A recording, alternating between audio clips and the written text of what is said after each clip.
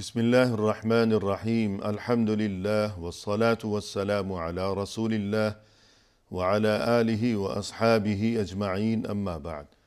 ناظرین کرام، السلام علیکم ورحمۃ اللہ وبرکاتہ۔ تفہیم دین کی اس بزم کے ہمراہ ہم آپ کی خدمت میں حاضر ہیں۔ آج کی اس ملاقات میں ہمارے ساتھ تشریف فرما ہیں محترم مہمان جناب شیخ ارشد بشیر مدنی صاحب، جو کہ معروف علمی شخصیت ہیں۔ تو آئیے ناظرین، پروگرام میں ان کا استقبال کیا جائے۔ السلام علیکم شیخ۔ وعلیکم السلام ورحمۃ اللہ وبرکاتہ۔ ہماری بزم میں آپ تشریف لائے، جو کہ یقیناً ہمارے لیے انتہائی باعث مسرت ہے۔ ہم آپ کا شکریہ ادا کرتے ہیں۔ جزاکم اللہ خیرا۔ وانتم فجزاکم اللہ خیر۔ آمین یا ربی۔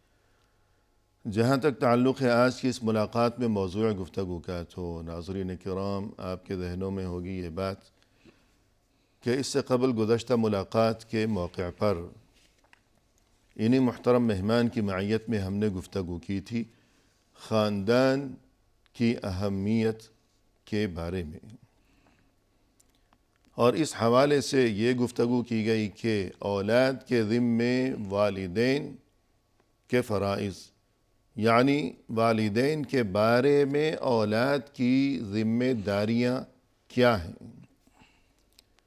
اس کے بعد یہ کہ والدین کی کیا ذمہ داریاں ہیں اپنی اولاد کے بارے میں۔ تو آئیے اس سلسلے کو مزید آگے بڑھایا جائے آج کی اس ملاقات میں۔ محترم یہ ارشاد فرمائیے گا کہ والدین کی ذمہ داریاں اپنی اولاد کے بارے میں، تو اس سلسلے میں ایک اہم ترین چیز ہے تربیت کی فکر کی جائے، اہتمام کیا جائے۔ ارشاد فرمائیے۔ جی ہاں، تو تربیت کے بارے میں ہم کو جو معلومات ملتے ہیں کہ سب سے پہلے تو یہ ہے کہ تربیت یعنی ربا یربی تربیہ کا مطلب ہوتا ہے کہ رفتہ رفتہ حالات اور بچے کی نشو و نما اور اس کی جیسے جیسے ایج بڑھتے رہتی ہے، عمر بڑھتے رہتی ہے، اس کے حساب سے کی جائے۔ کیونکہ بہت مرتبہ دیکھا گیا ہے کہ ماں باپ بالکل غافل رہتے ہیں، کمانے یا دنیاوی اعتبار سے جو مسائل ہوتے ہیں اس میں الجھ جاتے ہیں۔ جب بچے کہتے ہیں ہاتھ سے نکل گئے تو اس وقت پر وہ بیدار ہوتے ہیں، جی لیکن بچپن سے آپ نے ضائع کر دیا۔ بس بچپن میں بچے کے جب سننے کا پوری طریقے سے بچے کے پاس موقع تھا اور بچہ پوری باتیں آپ کی سنتا تھا، تو آپ نے کہا پانی لاؤ، آپ نے کہا کھانا لاؤ، آپ نے اپنے کام تو کروا لیے، لیکن فیوچر کے آپ نے آبیاری نہیں کی۔ جی تو as you sow so you reap, جیسے تم بو گے ویسے کاٹنا پڑے گا۔ جیسے ہی بچے اچانک جب انٹر میں آتے ہیں، کالج میں آتے ہیں، جب جیسے کہتے ہیں پر نکلنا، تو اس وقت پر ماں باپ کو فکر لائق ہوتی ہے۔ وہ مولانا کے پاس آتے ہیں، آ کر کہتے ہیں کہ ایسی دعا دیجئے کہ جس کی وجہ سے میرا بچہ اچانک کوئی عالم دین باعمل بن جائے۔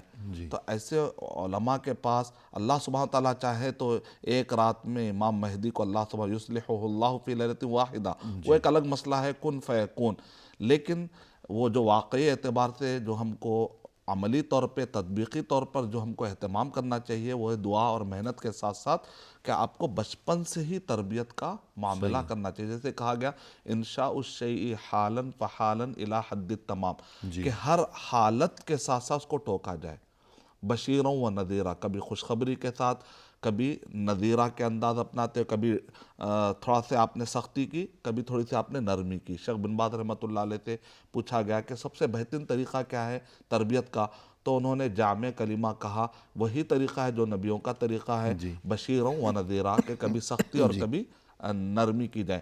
اگر حد سے سختی کریں گے تو بھی بچے باغی ہو جاتے ہیں، حد سے زیادہ بھی اگر آپ نے لاڑو پیار میں بچے کو رکھا تو آپ نے سنا ہوگا آپ کے لاڑوں ہی نے تو اسے بگاڑ دیا ہے، مشہور یہ کہاوت ہے۔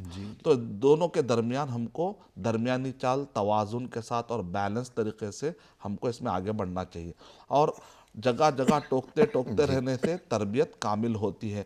ایسا نہیں کہ آپ نے سال بھر کا کوٹا جمع کیا اور کہا ایک لکڑی ماروں گا تو سیدھا ہو جائے گا، یہ طریقہ نہیں چلے گا۔ یہاں پر کتابیں جیسے بھی دوا ہوتی ہے، ایسی بات نہیں کہ کوئی پوری بوتل ایک ساتھ پی لے، پی لے، اسے آہستہ آہستہ تھوڑا تھوڑا اس کی مخصوص مقدار کر کے، خوراک کر کے ایک ایک چمچ وہ پلانا ہے، اسے ایک ہفتے میں ختم کرنا ہے۔ تو یہی صورتحال یہاں بھی ہے۔ بالکل۔ تربیت کے بارے میں؟ ایک آدمی ایک رات میں مالدار ہو جا سکتا ہے، کوئی بڑی ڈیل لگ جائے یا کوئی خزانہ لگ جائے یا کوئی انعام مل جائے یا اچانک وارث بن جائے، لیکن تعلیم اور تربیت کا معاملہ ایسا نہیں ہے۔ جیسے کہا جاتا ہے کہ نل کے نیچے جو پتھر ہوتا ہے وہ قطرہ پڑتے پڑتے پڑتے اذا تقرر یہاں تک کہ اس کے اندر سوراخ پڑ جاتا ہے۔ تو تربیت کا معاملہ بھی ایسا ہے کہ کافی ٹائم کے بعد یہ علم آتا ہے، تعلیم آتی ہے، کافی ٹائم کے بعد عادت بنتی ہے انسان کی۔ تو اولڈ ہیبٹس ڈائی ہارڈ کہا جاتا ہے کہ پرانی عادتیں بڑی مشکل سے مرتی ہیں۔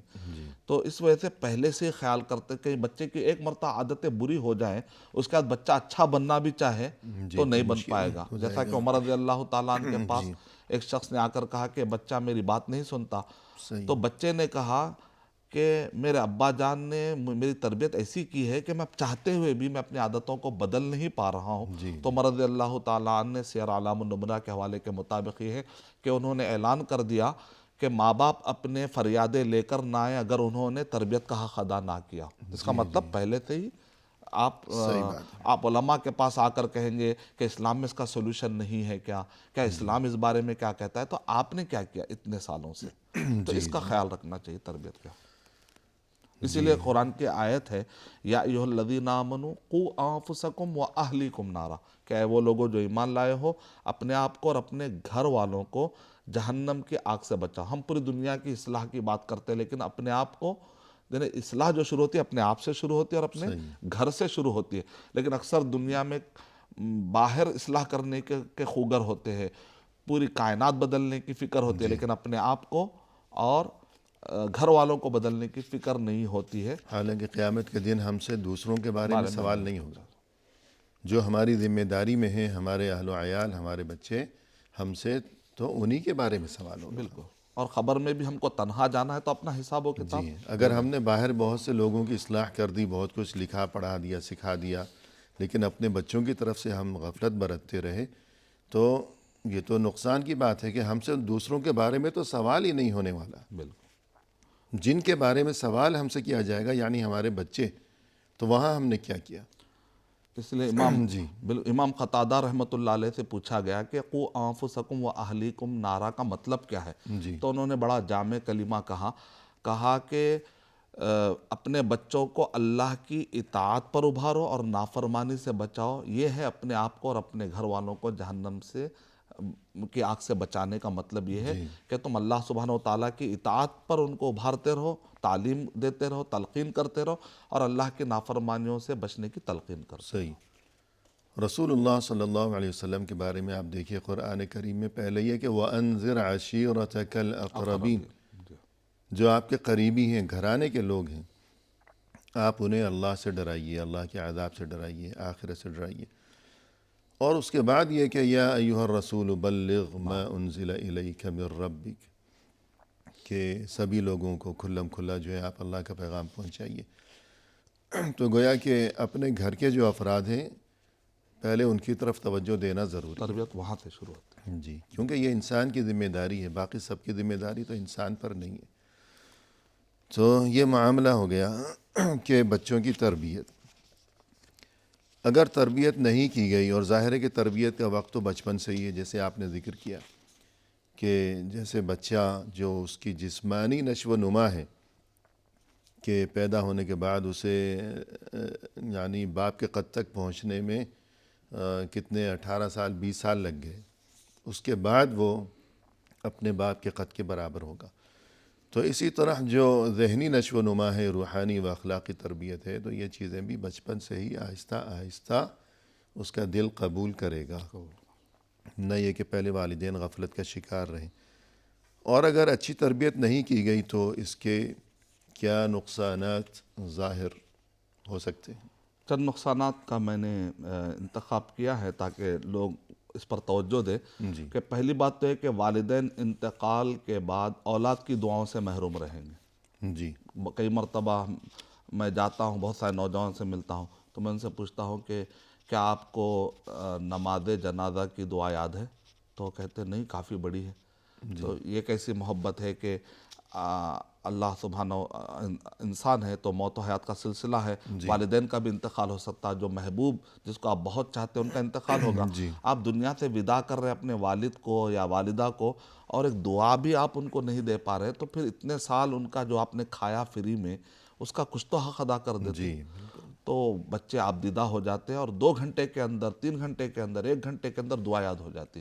مطلب یہ ہے کہ ہم کو ہر جگہ تشجیع کرنا ہے. امت ذرا نم ہو تو یہ مٹی بڑی درخیز ہے، ساقی والا مسئلہ ہے. صحیح ہے. تو پہلی بات تو ہے کہ اگر والدین اچھی تربیت نہیں کریں گے تو بعد میں دعاؤں سے وہ خود محروم ہو جائیں گے، ان کا خود نقصان ہے. دوسرا ہے کہ والدین معاشرے میں عزت کی نگاہ سے نہیں دیکھے جاتے. تیسرا، مختلف حالات میں والدین کو شرمندگی کا سامنا کرنا پڑے گا. چوتھا، بڑھاپے میں بچوں کے سکون سے محروم اور ان کے دھوکے سے دوچار. پانچواں، بچوں کے وراثت کے مسئلے کو لے کر لڑنا اور جھگڑنا. چھٹواں، عدم تربیت یافتہ بچے اپنے نکاح کے بعد ازدواجی زندگی کو بھی برقرار نہیں رکھ سکتے. ساتواں، خاندان میں جو اختلافات چلے آ رہے ہیں اس میں مزید اضافے کے امکانات پیدا ہو جاتے ہیں.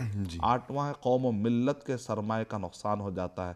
نواں ہے، قیامت کے دن اللہ کی بازپرس بھی ہوگی، لَتُسْأَلُنَّ يَوْمَئِذٍ عَنِ النَّعِيمِ ہے. اور 10واں ہے کہ وہ والدین دھوکہ دینے والے ہیں جو اپنے بچوں کی صحیح تربیت نہیں کرے. دراصل وہ بعض لوگ کہتے ہیں یہ میرا بچہ ہے، میں جو چاہے کروں گا، آپ توجہ نہ دیں. نہیں، یہ بچہ آپ کا بعد میں، پہلے یہ عبداللہ ہے اور یہ پہلے محمد صلی اللہ علیہ وسلم کا امتی ہے، بعد میں یہ آپ کا بچہ ہے. تو آپ اس کو امتی ہونے کے اعتبار سے آپ نے محمد صلی اللہ علیہ وسلم کی محبت کتنی بچے کے اندر پیری ہے، کتنا آپ نے بوئی ہے.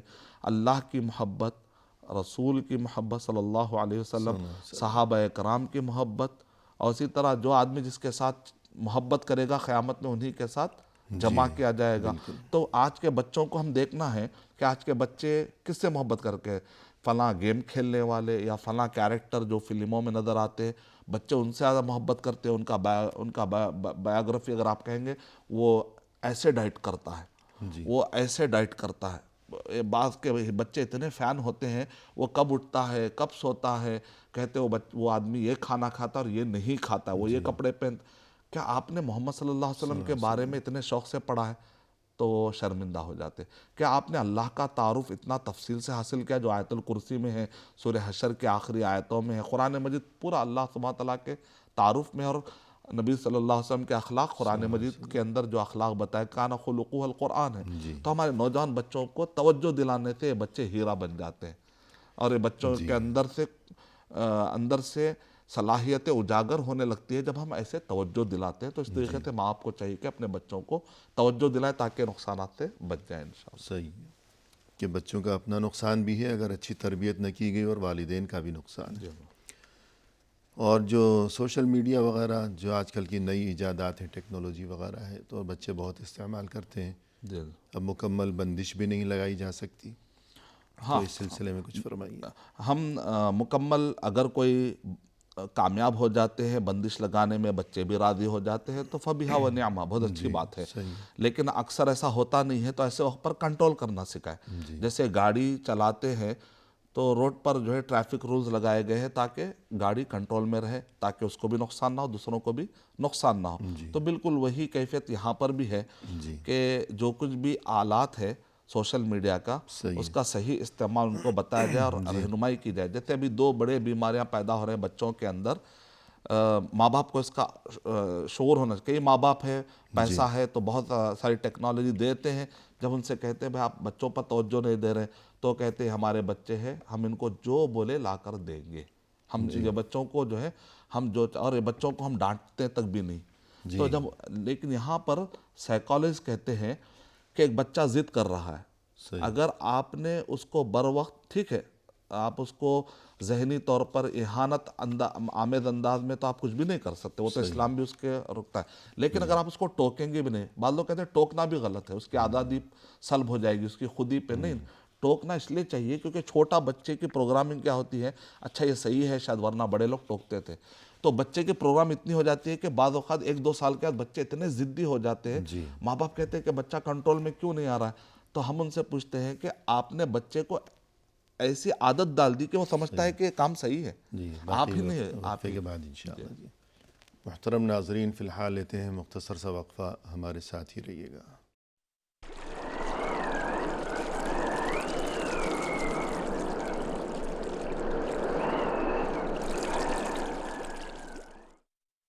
ناظرین، وقفے کے بعد ہم حاضر خدمت ہیں. آئیے سلسلہ گفتگو کو آگے بڑھایا جائے اپنے محترم مہمان کی زبانی. شیخ، وقفے سے قبل اس بارے میں کہ والدین کی کیا ذمہ داریاں ہیں اپنی اولاد کے بارے میں، تو گفتگو یہ چل رہی تھی کہ بہت سے والدین بچے کو کہتے ہیں کہ ذرا بھی ٹوکنا ڈانٹنا نہیں چاہیے، کہ اس سے بچے کی شخصیت جو ہے وہ مجروح ہوتی ہے، اور بچہ جو چیز بھی مانگتا ہے وہ فوراً اسے دلا دیتے ہیں. تو اس کی مثال تو یہ ہے کہ اگر جب ایک نو مولود شیرخوار بچہ ہے دودھ پیتا ہوا، اگر والدین اسے روٹی نہیں کھلائیں گے تو وہ تو جوان ہو کر بوڑھا ہو کر بھی وہ تو دودھ ہی پیتا رہے گا. تو یہ کوئی عقل مندی کی بات تو نہیں ہے. پھر اس کے علاوہ یہ کہ بچے کی ہر چیز پر جو ہے اس کی ہر خواہش کو فوراً پورا کرنا ہے، کبھی اسے نہ نہیں کرنا. تو وہ ہمیشہ گھر میں تو نہیں رہے گا. کل جب وہ باہر نکلے گا اور ہر کام اس کی اپنی مرضی کے مطابق جب نہیں ہوگا تو دوسروں کے سامنے اگر وہ ضد کرے گا تو نتیجہ کیا ہوگا؟ مار کھائے گا. تو قصور کس کا ہے؟ تو اس بارے میں مزید فرمائیے گا. بالکل. تو اسی وجہ سے شیخ بن باز رحمۃ اللہ علیہ نے بڑی جامع نصیحت کی، کہا کہ بشیروں و نذیرا. جی، ترغیب اور ترہیب. ترغیب اور ترہیب، جی کہ بچوں کو جو ہے کبھی سختی اور کبھی نرمی. جی تو یہ سب سے، اور آج کے جتنے بڑے بڑے ریسرچ کیے گئے اس کے اندر بتایا گیا، اس کو کہتے ہیں کہ اسٹک اینڈ کیرٹ. وہ لوگ کہتے ہیں X theory and Y theory, کہ انسان کبھی شوق سے مانتا ہے کبھی خوف سے. جیسے چالان کیوں لگائے گئے ٹریفک میں، ویسے تو سب کو معلوم ہے کہ اپنے جان اور نفس کا اہتمام کرنا ہے، لیکن پھر بھی چالان لگائے گئے تو کہ انسان غافل، انسان کی طبیعت ایسی ہے، وہ نسیان سے نکلا ہے، بھول جاتا ہے. تو یاد رکھانے کے لیے کبھی شوق کبھی خوف. لیکن اس کے اندر اہانت اسلام میں جائز نہیں ہے، دلیل کرنا جائز نہیں ہے. تو یہاں پر بعض لوگوں کا مسکنسپشن یہ ہے کہ وہ کہتے ہیں کہ ہم ٹوکتے نہیں ہمارے بچوں کو. تو آپ غلطی کر رہے ہیں. مثال کے طور پہ ٹوکنے کا مطلب یہ نہیں ہے کہ آپ جو ہے بچے کو ضرب شدید کرے یا اہانت آمیز انداز میں مارے. نہیں، وہ تو محدثین نے کہا کہ 10 سال سے پہلے ضرب کا تصور کوئی حدیث میں ملا ہی نہیں. ملا بھی تو 10 پر، وہ بھی رکن اسلام جیسے صلاح کا معاملہ، وہاں پر بھی ضرب تعدیبی مراد ہے، وہاں پر ضرب اہانت والی ضرب مراد نہیں ہے. جیسے سونار جو ہے سونے کو مارتا ہے، ویسی والی ضرب. جیسا کہ جو مربی ہیں وہ کہتے ہیں کہ ہم نے اس پر عمل کیا کہ 10 بچے جو نماز میں دیر سے آ رہے تھے ان کو ہم نے بلایا اور صرف ایسے ہی کیا. کیا بیٹا تم نماز نہیں پڑھ؟ نفسیاتی معاملہ ہے. ہاں، نفسیاتی مار اس کو. تم نے نماز نہیں پڑھا. تو وہ سونار کی مار ہے نہ کہ لوہار کی مار. تو وہ عالم کہتے ہیں وہ بچے یہ عالم صاحب کا بہت احترام کرتے تھے. پرنسپل نے آ کے صرف اتنا ہی کہا نماز نہیں پڑھتے. تو ایسا لگا جیسے بچوں کو جو ہے ان کے ضمیر کو مار دیا گیا، جھنجھوڑ دیا گیا. تو اتنا ہی کافی ہے. اور اس کے بعد وہ بچے سب سے بہترین نمازی بن گئے. کیونکہ ہمارے پاس جب بچے، ہم دیکھتے ہیں بعض ماں باپ کو کہ وہ لوگ ضرب کا معنی عجیب ہی سمجھے ہوئے ہیں. جبکہ حدیث میں کہ جب کوڑے مارے جاتے تب بغل نہیں دکھانا ہے، تب کوڑے جیسی سزا میں بغل نہیں دکھانا ہے. 10 سے زیادہ مارنے کا ہمیں حکم نہیں ملتا. جہاں پر بتا دیے گئے 80 اور جہاں پر 100 الگ مسئلہ ہے. لیکن بغل نہیں دکھانا یعنی کیا مطلب؟ اتنا اوپر نہ اٹھائے ہاتھ، زور سے نہ ماریں. اتنا جیسے اٹھاتے ہیں جب آدمی مارنے کے لیے اوپر تو بغل دکھتے ہیں. اس کا مطلب مارنے والے بالکل یوں جلاد کو بھی کہا گیا کہ تم کو ایسے ہی مارنا ہے، کوڑے بھی. یہاں تو ماں باپ ایسے بچے کو کہتے ایک ماروں گا نا، اور بچے کو کبھی چہرے پہ مارتے ہیں، حرام ہے. کیونکہ یہ تو جانور کو بھی نہیں مارنا چاہیے، پیٹ میں نہیں مارنا چاہیے، ایسے نازک جگہوں پر نہیں مارنا چاہیے. بعض لوگ خاص طور سے کان پہ مارتے ہیں، بچہ بہرا ہونے کا چانس ہے. زندگی بھر بچہ آپ کو بددعا دے گا پھر. اور اسی طریقے سے 10 ضرب سے زیادہ نہیں ہونی چاہیے عام مار میں. تو یہ تو بچہ ہے. اور ایک جگہ پہ 2 نہیں مارنا چاہیے. تو اتنے شدید تعلیمات ہمیں ملتی ہے، ضربن غیر مبرحین، اس کے اندر زخم نہیں آنا چاہیے. تو آخری میں کیا ملتی ہے؟ وہ ایسی والی نفسیاتی ضرب میں آ کر. تو میڈیا کو کہیں سے بھی ان احادیث کو بدنام کرنے کی کوئی گنجائش ہی نہیں ملتی اگر صحیح معنی میں اس کو سمجھا جائے. تو اب یہاں پر بچے کو ٹوکنا ہے، سختی بھی کرنا ہے، نرمی بھی کرنا ہے. اگر آپ نہیں کریں گے تو سائیکالوجسٹ کہتے ہیں وہ بچے کو ایسی پروگرامنگ ہو جاتی ہے کہ وہ بچہ جو ہے اچھا یہ کام کرنا ہے. یہاں تک کہ ایک دن آتا ہے کہ 2 سال کے بعد ماں باپ غصے میں آ جاتے ہیں، فرسٹریٹڈ ہو جاتے ہیں. ان سے پوچھا گیا بھائی آپ ایسا کیوں؟ تو ہم بچوں کو ٹوکتے ہی نہیں تھے، اور وہ بچہ مسلسل ایسی حرکتیں کر رہا ہے کہ ننگو آر کی ہمارے لیے ذریعہ بن. تو آپ نے ٹوکا کیوں نہیں؟ تو تب ان کو احساس ہوتا ہے، لیکن جب تک تو مسئلہ بہت آگے بڑھ چکا ہوتا ہے. جی. تو اس وجہ سے ڈاکٹر بھی تو کبھی میٹھی گولی دیتا ہے، کبھی کڑوی گولی دیتا ہے، کبھی انجیکشن بھی لگاتا ہے. بالکل بچہ روتا ہے تو روتا رہے. تو وہاں بھی تو والدین صبر کرتے ہیں نا. بالکل. تو ایسی روحانی خوراک جو ہے وہ بھی ایسے ہی ہے کہ بچہ روتا ہے تو پھر رونا پڑے گا، برداشت کرنا پڑے گا. اگر وہ نرمی سے نہیں سمجھ رہا تو پھر بڑے نقصان سے بچنے کے لیے اسے کڑوی دوا دینی پڑے گی. تو دونوں جہالت سے بچنا ہے. جی. مار کا جو نظام ہے جاہلانہ انداز، اس سے ہی بچنا پڑے گا، اور یہ لاڑ اور پیار جو بگاڑ دیتا ہے اس سے بھی بچنا پڑے گا. درمیانی چال سب سے بہترین، واقیم الوزن بالقسط ولا تخسر المیزان، توازن برقرار رکھنا چاہیے. یہی معاملہ ہے ٹیکنالوجی کی جب بات آتی ہے. تو یہاں پر 2 بیماریاں بچوں میں پیدا ہو رہی ہے، وہ ہے اٹینشن ڈس آرڈر اور دوسرا ہے جی. مس بیہیویئر جو ہو رہا ہے. اور خاص طور سے اس میں یہ ہے کہ بچہ جو ہے جیسے اس سے کوئی چیز لی جاتی ہے تو ایسے وقت پر بچہ جو بپھر جاتا ہے. جی. اس سے پہلے یہ کہ جو لوگ یہ کہتے ہیں کہ بچے کو ہم بالکل بھی نہیں ٹوکتے، اور جو لوگ اپنے بچوں کو ٹوکتے ہیں وہ انہیں کہتے ہیں کہ یہ تو جاہل گنوار لوگ ہیں. تو ٹھیک ہے، آپ اپنے گھر میں بچے کو نہیں ٹوک رہے، نہ کھانے کے معاملات میں، نہ اٹھنے بیٹھنے کے معاملات میں، کسی بھی معاملے میں. لیکن فرض کیجئے کہ اس قسم کے والدین اپنے بچے کو لے کر اگر کسی دعوت میں گئے، کسی محفل میں، کسی دوسرے کے گھر میں گئے، اور وہاں بڑے بھی بیٹھے ہوئے ہیں اور سبھی لوگ ہیں، مہمان بھی جمع ہیں، کھانا سجایا گیا ہے، تو بچہ دوڑتا ہوا آیا اور اسے چونکہ اپنے گھر میں والدین کہتے ہیں کہ ٹوکنا تو حرام ہے، تہذیب کے خلاف ہے، تو ان کا بچہ دوڑتا ہوا آیا اور سب کے سامنے کھانے میں بیچ میں ہاتھ مار دیا، ہاتھ دھوئے بھی نہیں. تو ٹھیک ہے، آپ اپنے گھر میں وہ جو مرضی کرتا رہے، آپ کو پسند نہیں ہے ٹوکنا، آپ اسے جہالت سمجھتے ہیں. لیکن جب آپ کے بچے نے وہاں سبھی کے سامنے رکھے ہوئے کھانے میں یوں ہاتھ مار دیا تو سبھی کا نقصان ہو گیا. سب دیکھ رہے ہیں کہ ہمارے کھانے میں تو اس نے گندے ہاتھ مار دیے، اب ہم کیا کریں گے. تو یہ کہاں کی عقل مندی ہے. یہاں تک جو واقعہ ہے کہ ایک شخص بچہ آیا اور اس نے ہاتھ بڑھانے کی کوشش کی تو اللہ کے نبی صلی اللہ علیہ وسلم نے کہا کہ یہ نہیں آیا، شیطان لایا ہے، کیونکہ یہ بغیر بسم اللہ کہے گا بچہ. جی. آپ نے اسے روکا. ہاں روکا. تو ٹوکنا اور تربیت کرنا، وہ باغ جلدی اجڑ جاتا ہے جس کا کوئی مالی نہ ہو. لیکن جو مالی اچھا ہوتا ہو تو وہ باغ جو ہے کافی دنوں تک لوگ آتے ہیں، اس سے فائدہ اٹھاتے ہیں، ورنہ اجڑے ہوئے باغ. اور وہ بچہ جو کہ آپ صلی اللہ علیہ وسلم کی اہلیہ محترمہ ام سلمہ کا بیٹا تھا، سلمہ، خود آپ صلی اللہ علیہ وسلم کی گود میں بیٹھا ہوا کھانا کھا رہا تھا. اور جیسے خود ان کی اپنی روایت ہے کہ وہ کانت یدی تطیش فی الصحفہ، کہ میرا ہاتھ برتن میں ادھر ادھر گھوم رہا تھا. تو کیا آپ صلی اللہ علیہ وسلم خاموشی سے دیکھتے رہے کہ اسے روکنا ٹوکنا یہ گویا کہ بد تہذیبی ہے؟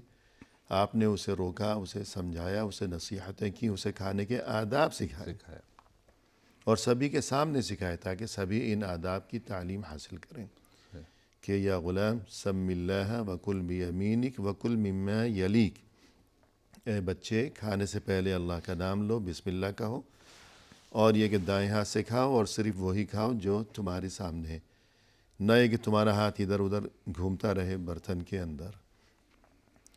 تو یوں ظاہر ہے کہ آداب محفل وغیرہ آپ اپنے گھر میں اسے کچھ نہیں کہتے تھے، لیکن جب وہ محفل میں جائے گا پھر بھی وہی الٹے کام کرے گا اور آپ بس دیکھ رہے ہیں.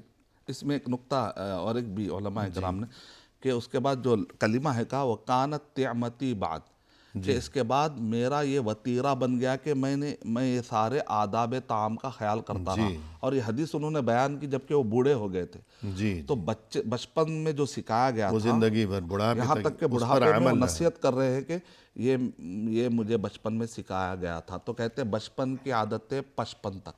صحیح ہے بڑا دور تک اس کے اثرات جاتے ہیں. آج آپ نے سکھا دیا لیکن 55 سال تک بھی آپ کو اجر مل رہا ہے. جی تو اسی لیے کہتے ہیں سورہ فاتحہ پڑھا دو بچوں کو، جب تک وہ پڑھے گا آپ کو ثواب آتے رہے گا.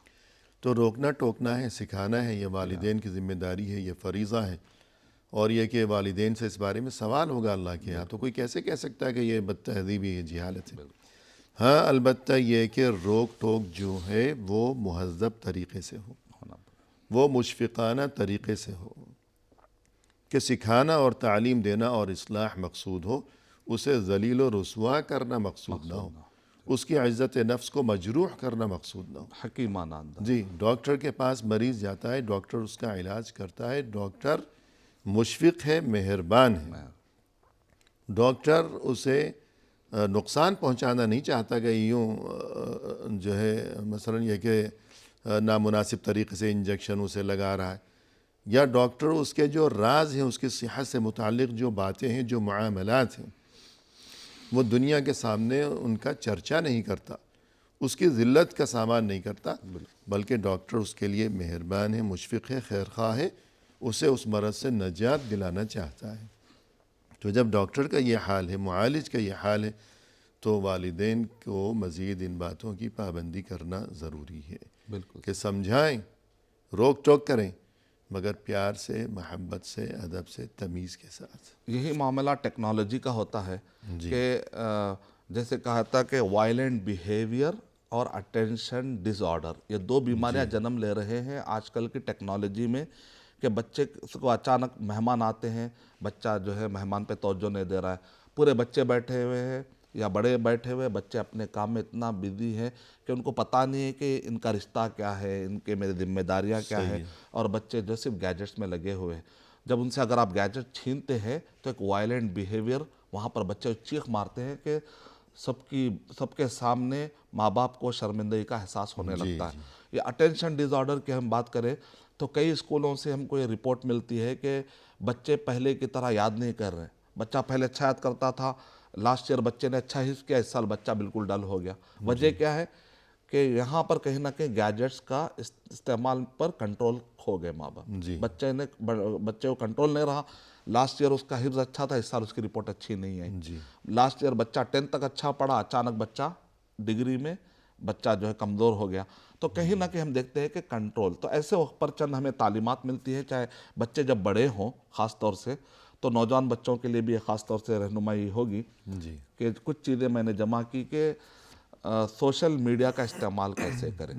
تو اس میں یہ ہے کہ واٹس ایپ ہو یا اسی طرح فیس بک ہے یا اسی طرح ٹویٹر ہے، آپ کے پاس جو بھی چیز آتی ہے ضروری نہیں کہ آپ اس کو فارورڈ کر دیں. اگر آپ نے فارورڈ کی تو یہ اب آپ کی ذمہ داری ہے. اگر آپ نے من گھڑت حدیث پیش کر دی تو اللہ کے نبی صلی اللہ علیہ وسلم پر بہتان باندھنے کا گناہ آ جائے گا. اگر آپ نے کوئی گمراہ فکر پھیلا دی تو کسی کے بھٹکنے کی ذمہ داری آپ پر آ جائے گی. اگر آپ نے افواہ اڑا دی اور اس افواہ کی وجہ سے کسی کا قتل ہو جائے یا کوئی وہاں پر فساد پھوٹ پڑے اور بدامنی پھیل جائے تو ان کے قتل کا گناہ تمہارے سر پر آ جائے گا. اللہ کے نبی صلی اللہ علیہ وسلم نے ارشاد فرمایا کہ قیامت کے دن قاتل آئے گا تو مقتول کا سر اس کے ہاتھ میں ہوگا. تو یہ بڑی ذلت آمیز انداز کا حشر ہوگا. اللہ سبحانہ وتعالیٰ حفاظت فرمائے. اسی لیے سورہ نساء سورہ نمبر 4 کے آیت نمبر 83 میں اللہ سبحانہ وتعالیٰ نے کہا کہ ایک ذمہ دار شہری بنو. تو بچوں کو ابھی سے ذمہ دار، خاص طور سے بالغ ہوتے ہی بچہ مرد کہلاتا ہے. تو وَإِذَا جَاءَهُمْ أَمْرٌ مِّنَ الْأَمْنِ أَوِ الْخَوْفِ أَذَاعُوا بِهِ وَلَوْ رَدُّوهُ إِلَى الرَّسُولِ وَإِلَىٰ أُولِي الْأَمْرِ. افواہ پھیلانے کی اجازت نہیں ہے بلکہ ذمہ داروں تک بات لے جانا چاہیے. جی بہت شکریہ. محترم ناظرین، فی الحال لیتے ہیں مختصر سا وقفہ، ہمارے ساتھ ہی رہیے گا.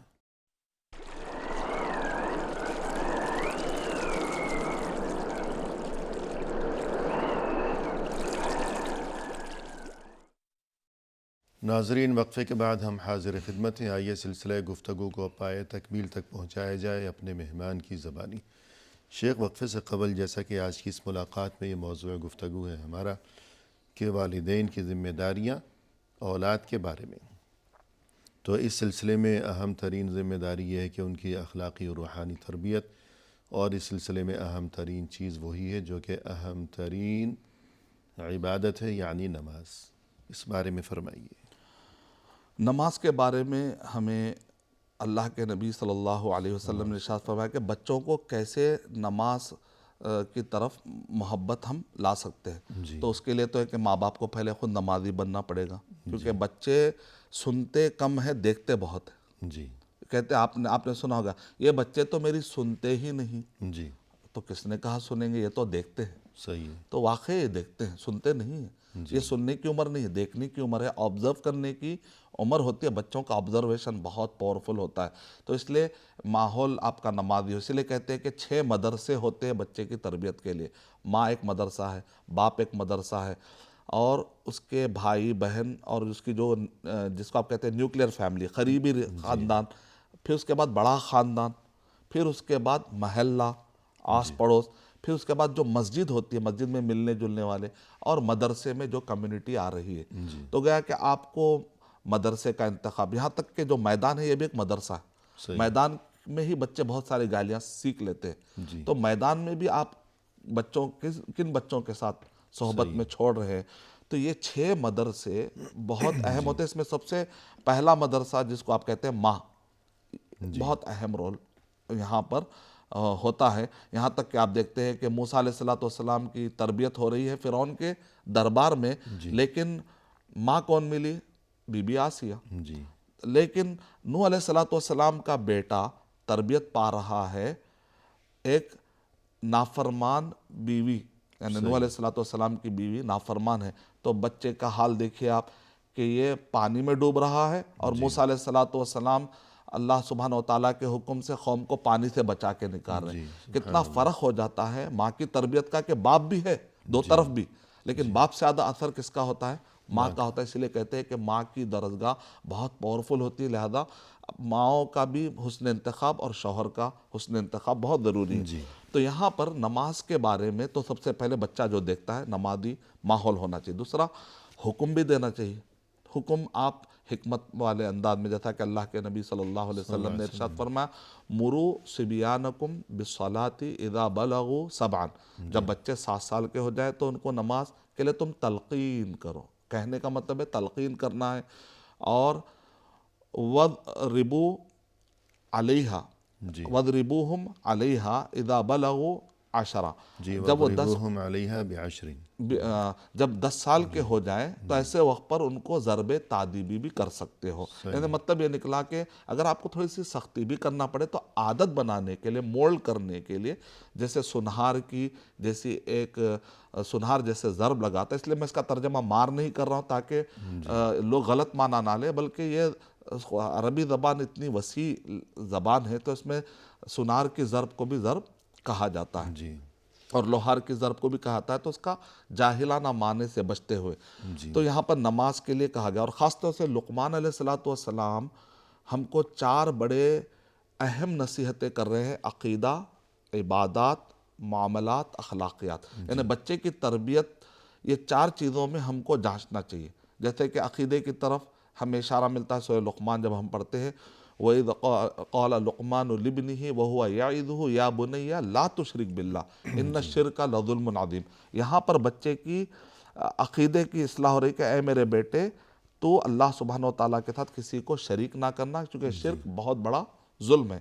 پھر یہ آیت نمبر 13 ہے. آیت نمبر جب 16 پر آتے ہیں تو وہاں پر ہمیں اور ایک نصیحت ملتی ہے کہ یہاں پر فکری تربیت. یعنی بعض اوقات کیا ہے، ہم بچوں کو جسمانی مشق کراتے ہیں، نماز پڑھا لیا، کہتے ہیں میں نے تو بچے کو ہمیشہ نماز پڑھایا پھر بھی میرا بچہ کہتے بھٹک گیا. آپ نے بچے کی جسمانی مشق کروائی، رکوع، سجدہ. یہ کوئی جم نہیں ہے کہ آپ نے اٹھک بیٹھک کرا لی تو آپ کے بچے کا ذہن بن جائے گا. اس کی فکری تربیت آپ نے کیسے کی؟ لقمان علیہ السلام سے سیکھیے. یا بنی انہا ان تک مثقال حبۃ من خردل فتکن فی صخرۃ او فی السماوات او فی الارض یأت بها اللہ ان اللہ لطیف خبیر. اے میرے بیٹے، یہاں پر بتایا جا رہا ہے کہ تم میرے ڈر سے یا ان کے ڈر سے نہیں، تم جو کچھ بھی کرو گے پہاڑوں میں چھپ کر یا آسمانوں یا زمین میں، تو قیامت میں اللہ سبحانہ تعالیٰ سامنے لا کر رکھ دیں گے. تو بچے کو ہمیشہ کہے ان اللہ کان علیکم رقیبا، اللہ تعالیٰ بصیر ہے بیٹا، اللہ تعالیٰ سمیع ہے.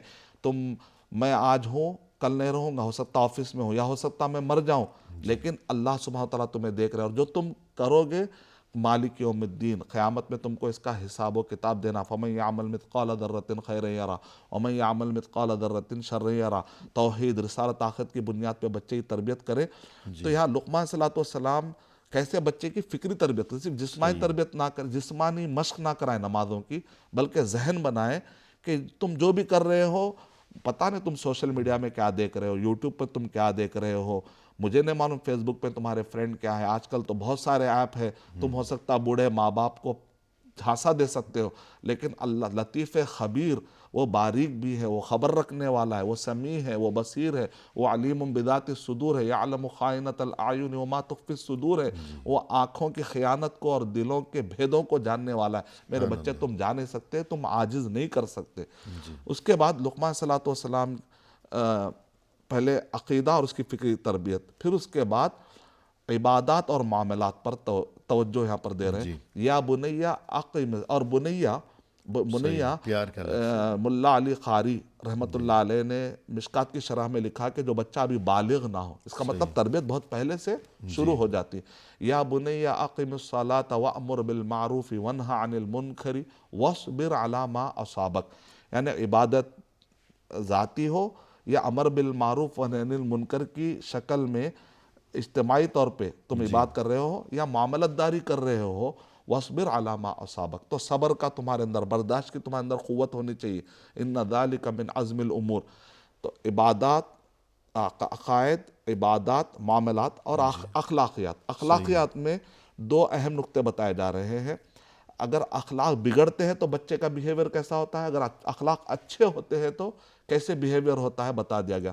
وَأَقْصِدْ وَلَا تُسَعِّرْ خَدَّكَ لِلنَّاسِ وَلَا تَمْشِ فِي الْأَرْضِ مَرَحًا، جب بچے کی تربیت خراب ہو جاتی ہے تو اس میں دو برائیاں پیدا ہوتی، یہ ہے کہ وہ گال سے بات کرتا ہے، چہرے سے بات نہیں کرتا، یعنی تکبر کی علامت ہے کہ آپ اپنی گردن اکڑائیں اور لوگوں کی طرف دیکھیں۔ اللہ کے نبی صلی اللہ علیہ وسلم کے بارے میں آتا ہے، اللہ کے نبی صلی اللہ علیہ وسلم عرضاً بات نہیں کرتے تھے بلکہ وجہاً بات کرتے اور سامنے، کیونکہ اشرف المخلوقات بات کر رہے ہیں۔ بلکہ اللہ کے نبی صلی اللہ علیہ وسلم نے ایک مرتبہ ایک صحابی کو نصیحت کرتے ہوئے کہا کہ مجلس میں جب بیٹھو تو انگوٹھی سے نہ کھیلو، لیکن آج کل لوگ بات کر رہے ہیں، ماں باپ بات کر رہے ہیں، بچے جو لیپ ٹاپ میں ہے، موبائل میں، رکھ دے بازو، اشرف المخلوقات بات کر رہا ہے، یہ اللہ سبحانہ تعالیٰ کا ایک بندہ، اس کا حق ہے، وہ کچھ بات کر رہا ہے تو توجہ دو، کیونکہ وہ توجہ دے۔